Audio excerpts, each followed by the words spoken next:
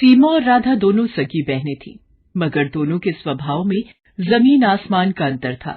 राधा जहां स्वभाव से विनम्र और दरियादिल थी, वहीं सीमा एक नंबर की स्वार्थी और लालची थी। कॉलेज खत्म होने के बाद उनके माँ बाप ने उनकी शादी करने का फैसला किया। चूंकि सीमा बड़ी थी, इसलिए पहले उसकी शादी तय की गई। एक दिन घर में सीमा और राधा अपने माता पिता के साथ बैठे हुए थे। सीमा बेटा, मैंने तुम्हारे लिए एक लड़का देखा है। ये देखो, ये उसकी फोटो है। ये तो बताइए पापा कि लड़का कितना पढ़ा लिखा है, उसका घर परिवार कैसा है। मैं नहीं चाहती कि मेरी शादी किसी कम पढ़े लिखे या गरीब से हो जाए। अरे बेटा, लड़का बैंक में ऊंचे पद पर है, अच्छा खाता पीता घराना है उसका, रुपए पैसों की कोई कमी नहीं है। तो फिर ठीक है, मुझे मंजूर है ये रिश्ता।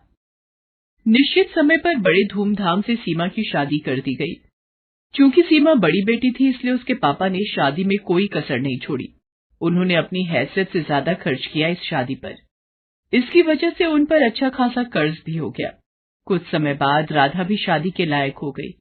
एक दिन, सुनो जी, मैंने राधा के लिए भी एक लड़का देखा है। ये लोग सीमा के ससुराल वालों जितने अमीर तो नहीं हैं, मगर शहर में उनका अपना घर और अपनी किराने की दुकान है। अपनी राधा खुश तो रहेगी ना वहाँ? हाँ हाँ, क्यों नहीं। चाहता तो मैं भी था कि सीमा की तरह राधा की शादी भी बड़े धूमधाम से करूं, मगर पैसे की समस्या सामने खड़ी है। कितने बड़े बड़े घरों में उसके लिए रिश्ता देखा, मगर पैसों की वजह से बात आगे नहीं बढ़ पाई। तभी राधा वहाँ आ जाती है। वो अपने माता पिता की सारी बातें सुन चुकी थी। आप चिंता मत करो पापा, आपने जहाँ मेरा रिश्ता तय किया है, मैं वहीं खुश रहूंगी। मुझे तो बस आप लोगों का आशीर्वाद चाहिए। राधा की बातें सुनकर उसके पिता को थोड़ी शांति मिली। निश्चित समय पर बड़े ही सीधे साधे तरीके से राधा की भी शादी हो गई। राधा के ससुराल में केवल उसकी सास थी, जो अक्सर बीमार रहा करती थी। राधा ने आते ही घर की सारी जिम्मेदारी अपने सर ले ली, जिससे उसकी सास को बड़ी राहत मिली।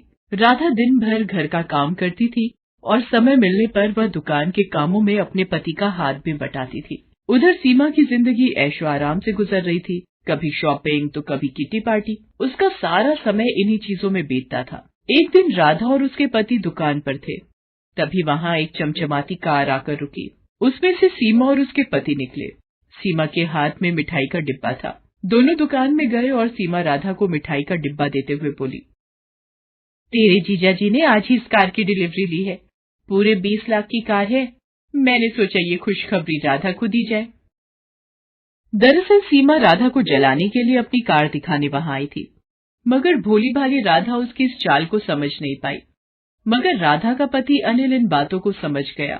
सीमा और उसके पति के जाने के बाद अनिल बोला, तुम्हारी बहन यहाँ खुशखबरी देने नहीं आई थी, बल्कि हमें जलाने के लिए यहाँ आई थी। वो जानती है ना कि हमारी हैसियत नहीं है ना कार खरीदने की, इसलिए अपनी नई कार दिखाकर हमें जलाना चाहती थी। नहीं जी, ऐसी कोई बात नहीं है। वो भला हमें क्यों जलाना चाहेगी? ऐसी ही बात है। उसे पता है ना कि मैं कभी कार नहीं खरीद सकता, मामूली दुकानदार जो हूं, और उसका पति तो बैंक में बड़ा अफसर है ना। क्यों? किसने कहा कि तुम कभी कार नहीं खरीद सकते? तुम जरूर कार खरीदोगे। अरे सीमा का पति तो बैंक में नौकरी करता है। एक हिसाब से देखें तो वो बैंक का नौकर है, उसे बैंक के हिसाब से काम करना पड़ता है। मगर यहाँ तुम तो अपने मालिक खुद हो। तुम जैसे चाहो अपनी मर्जी के मुताबिक काम कर सकते हो। अगर तुम ठान लो तो कुछ भी कर सकते हो। मैं हर कदम पर तुम्हारे साथ हूँ। देखना, थोड़ी ही दिनों में तुम एक कार क्या 10 कारों के मालिक बन जाओगे। उसने सारी चिंता छोड़कर जी तोड़ मेहनत करना शुरू किया। वो रोजाना सुबह 7 बजे दुकान खोलता था और देर रात 10 बजे तक दुकान पर ही रहता था। दोपहर के बाद राधा भी उसका हाथ बटाने दुकान पर आ जाती थी। राधा और अनिल दोनों ही स्वभाव से कोमल थे। ग्राहकों से बड़ी ही विनम्रता से बात करते थे। इसका नतीजा ये होता था कि जो भी एक बार उनके यहाँ से सामान ले जाता, वो फिर बार बार वहीं आता था। ग्राहकों को कम दाम में अच्छा माल देने के लिए राधा और अनिल ने एक शानदार योजना बनाई।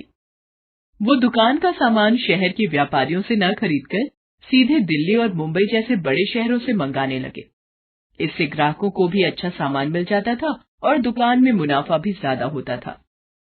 इस तरह धीरे धीरे कुछ ही सालों में अनिल ने राधा के नाम से कई किराने, फल, सब्जियों और डेयरी उत्पादों की दुकानों का शुभारंभ किया और उनका नाम रखा राधा ग्रोसरी मार्ट।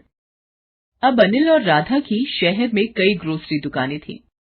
उनकी गिनती अब शहर के जाने माने और अमीर हस्तियों में होने लगी थी।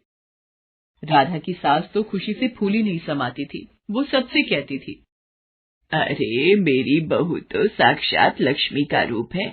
वो इस घर में आई और देखो घर को क्या से क्या बना दिया। साक्षात लक्ष्मी है मेरी बहू। मिट्टी को हाथ लगा दे तो सोना बन जाए। एक दिन अनिल नई कार लेकर घर आया। अरे फिर नई कार ले आए? मैं कुछ नहीं कर रहा। ये तो तुम्हारी बात ही सच हो रही है। कौन सी बात?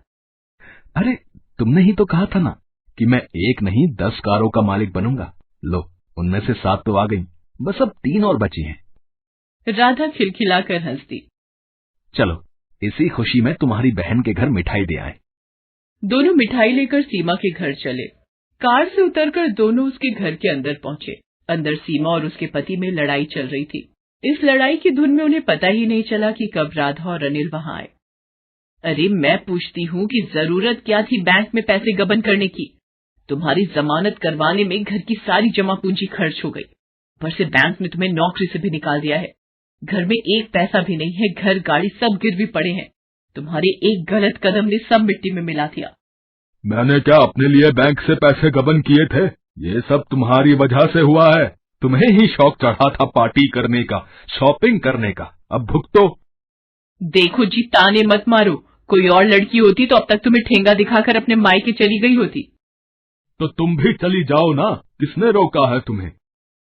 जानते हो ना कि मेरे मायके की हालत खराब है, इसीलिए शेर बन रहे हो। अभी वो लोग झगड़ ही रहे थे कि उनकी नजर अनिल और राधा पर पड़ती है। सीमा रोते हुए राधा से लिपट जाती है। अरे आप लोग यहाँ, मैं आपको कुछ कहने की जरूरत नहीं है। हम लोग सब जान चुके हैं। मैंने सुना है इस महीने आप एक नई ग्रोसरी स्टोर खोलने वाले हो। अगर वहां का मैनेजर आप मुझे बना दें तो बड़ी कृपा होगी। हमारे घर की हालत तो आप देख ही रहे हैं। आपसे कुछ छुपा हुआ नहीं है। अनिल और राधा ने एक बार एक दूसरे की ओर देखा और फिर सीमा के पति को हाँ बोल दिया। अब सीमा का सारा घमंड चूर चूर हो गया था। एक समय में जिसे वो अपनी दौलत की झूठी शान दिखाकर जलाना चाहती थी, आज वो उसी के रहमो करम पर थी। उसे एहसास हो गया था कि दौलत पर कभी घमंड नहीं करना चाहिए। प्रीति की बुआ शोभा दिल्ली में रहती थी। प्रीति के पिता धनराज चाहते थे कि प्रीति अपने कॉलेज की पढ़ाई शहर में अपनी बुआ के घर रहकर ही पूरी करे।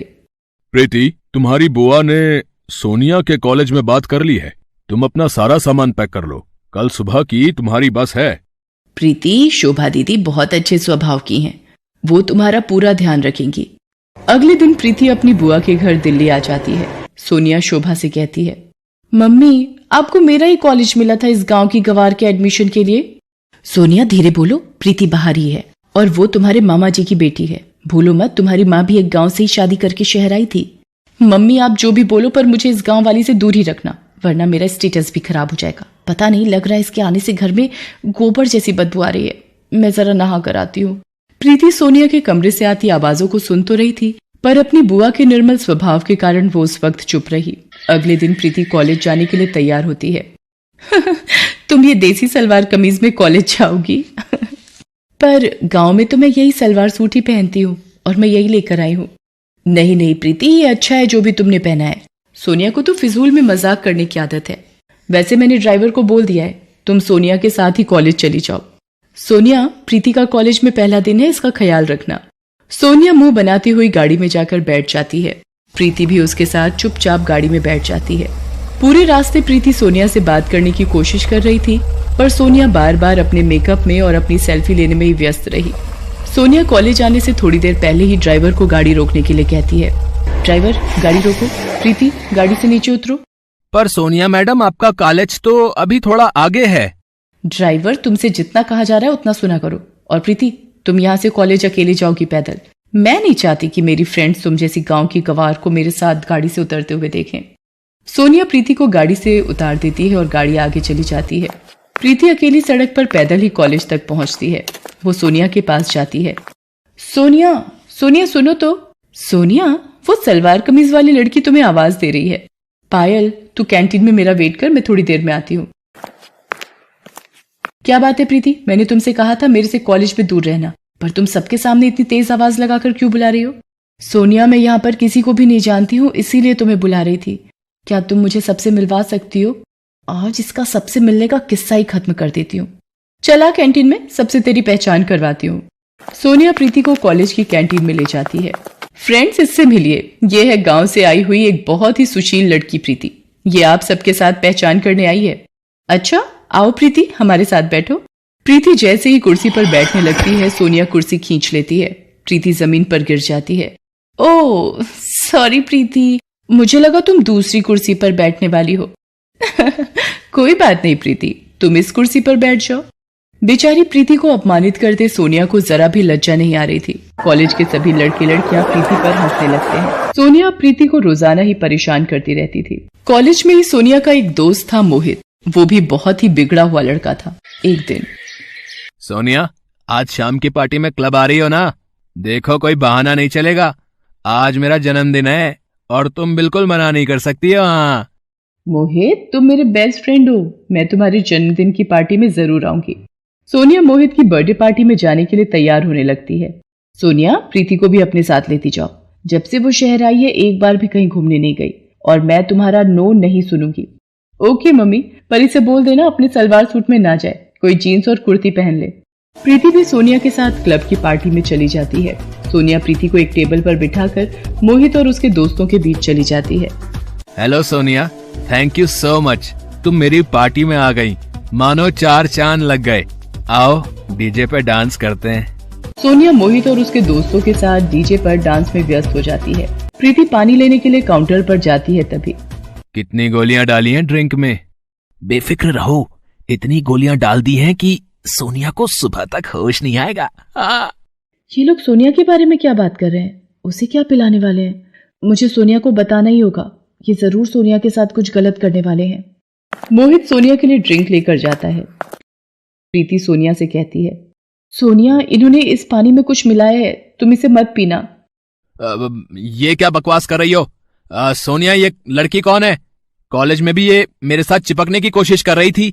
मैंने इसे भाव नहीं दिया तो अब ये तुम्हें मेरे खिलाफ भड़का रही है। बिल्कुल गांव की गवार लड़की है ये। तुम इसे मेरे बर्थडे की पार्टी में ले आई हो और ये सारा मजा किरकिरा कर रही है। मेरे से बहुत बड़ी गलती हो गई जो मैं तुम्हें अपने साथ इस पार्टी में ले आई। अभी के अभी ऑटो करो और यहाँ से रफा दफा हो जाओ। इस पार्टी में मुझे तुम्हारी शक्ल ना दिख जाए। गार्ड, इस लड़की को गेट से बाहर कर दो। प्रीति को ना चाहते हुए भी क्लब से बाहर जाना पड़ता है, पर उसे सोनिया की चिंता हो रही थी और वो सोनिया के पास वापस जाने का तरीका ढूंढ रही थी। उधर मोहित सोनिया को नशे की गोलियां मिलाकर वो ड्रिंक पिला देता है। मोहित, मुझे चक्कर आ रहे हैं, सिर घूम रहा है। अब एक काम करते हैं ना, हम ऊपर रूम में चलते हैं। मोहित सोनिया को होटल के कमरे में ले जाता है और सोनिया के नशे में होने का फायदा उठाने लगता है। मोहित, छोड़ो मुझे, ये क्या कर रहे हो? बचाओ, बचाओ। क्यों? कॉलेज में तो बड़ा स्टाइल मारती रहती हो, अब शर्माने का नाटक क्यों? मैं ही तो हूँ तुम्हारा बेस्ट फ्रेंड, मुझसे क्या शर्माना। तभी दरवाजा पीटने की आवाज आने लगती है। सोनिया किसी तरह दरवाजा खोलने में कामयाब हो जाती है। प्रीति, तू? मैंने तो... सोनिया बेहोशी की हालत में थी। इतनी देर में शोभा भी होटल पहुंच जाती है। प्रीति ने शोभा को फोन कर दिया था और सारी बात बता दी थी। शोभा ने मैनेजर से फोन पर बात की और प्रीति को अंदर आने की इजाजत मिली। सर, इसी लड़के ने सोनिया को नशे वाला पानी पिलाया था। गार्ड, पकड़ लो इस लड़के को, हमारे होटल का नाम खराब करता है। तुझे तो मैं पुलिस के हवाले करूंगा। इंस्पेक्टर साहब, इस लड़के को यहां से ले जाइए। बड़े घर के बिगड़े साहबजादे हैं ये, जेल की हवा भी खानी जरूरी है। शोभा प्रीति के साथ सोनिया को घर ले आती है। अगली सुबह, प्रीति, मुझे माफ कर दो, मैंने हमेशा तुम्हारा अपमान किया। तुम गांव से आई हो ये कहकर हमेशा तुम्हारा मजाक बनाया, पर कल तुमने मेरी इज्जत बचाकर मेरे ऊपर बहुत बड़ा एहसान किया है। मुझे अपनी गलती का एहसास है। क्या तुम अपनी बहन को माफ कर दोगी? हाँ, एक शर्त पर माफ कर सकती हूँ। कॉलेज की कैंटीन का समोसा मुझे अपने हाथों से खिलाओगी? उस दिन के बाद से सोनिया का स्वभाव प्रीति के लिए बिल्कुल बदल जाता है। शोभा भी ये सब देखकर बहुत खुश होती है। शहर की छोरी, गांव की गोरी एक दूसरे के दिल में प्यार की जगह बना लेती हैं।